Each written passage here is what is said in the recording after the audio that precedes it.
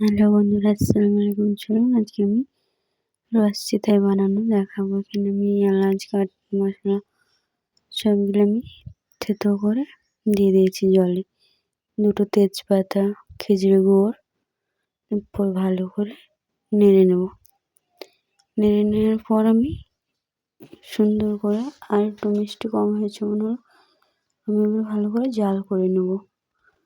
ভালো করে জাল করা হয়ে গেছে আমার। এবার আমি নেমে নেব। এবার আমি দুধ দিয়ে দেবো। এখানে আমি 1 কিলো দুধ নিয়েছিলাম। 1 কিলো দুধকে আমি ভালো করে ফুটে জাল দিয়ে নামিয়ে এবার এখানে 1 কিলো দুধ দিয়ে দেবো। আমার এখানে সেরাটা কমপ্লিট হয়ে গেছে। চলো এবার আমি একটু চেখে দেখবো। এবার আমি চলো এখানে বেটারটা করে নিই। সেরাটা পারফেক্ট হয়ে গেছে। এবার আটার বেটারটা করে নেবো। আমি লবণ পরিমাণ মতন আটা নিয়েছি, তোমরা এখানে নিতে পারো কম বেশি করে। আর এখানে আমি ঠান্ডা জল মেশাচ্ছি। দেখো এভাবে ভালো করে নেড়ে নেড়ে যেন গুটি না থাকে সেইভাবে করতে হবে। এখানে আমার গুটি নেই, কত সুন্দর করে আমার আটাটা লোপানো হয়ে গেছে। এখানে আমি পরিমাণ মতন আর একটু জল দেবো, আর করে আমি দেখবো গুটি আছে কিনা। আমার গুটি নেই খো। চলো এখানে আমি আর একটু পরিমাণ মতন জল দিয়ে, দেখো আমার এভাবে করতে হবে।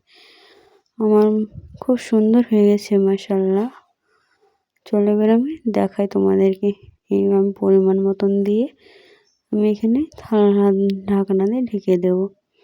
দেখো মাশাআল্লাহ কত সুন্দর সুন্দর হয়েছে, ফুলেছে। এখানে কমপ্লিট হয়ে গেছে। চলো তোমাদের কালারটা তুলে দেখাই। এভাবে আমি প্রত্যেকটাকে একটা একটা একটা করে করে নেব। চলো এবার আমি তোমাদেরকে একটা কি বলি, এটা হচ্ছে এভাবে করে যাবে তোমরাও যতক্ষণ থাকবে। আমিও এভাবে করে যাব। আমাদের অনেক বড় ফ্যামিলি, আর আমাদের বাড়িতে কুটুম এসেছে, তার জন্য আমরা মেলা করে করছি।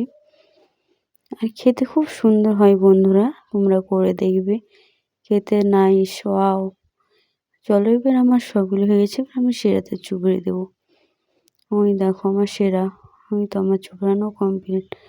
খেতে মাশাআল্লাহ অনেক সুন্দর হয়েছিল। কালারটা দেখো ওয়াও। খেতেও খুব সুন্দর হয়েছিল বন্ধুরা, তোমরা এভাবে বেনে দেখবে, খেতে খুব ভালো লাগবে। খুদা হাফেজ।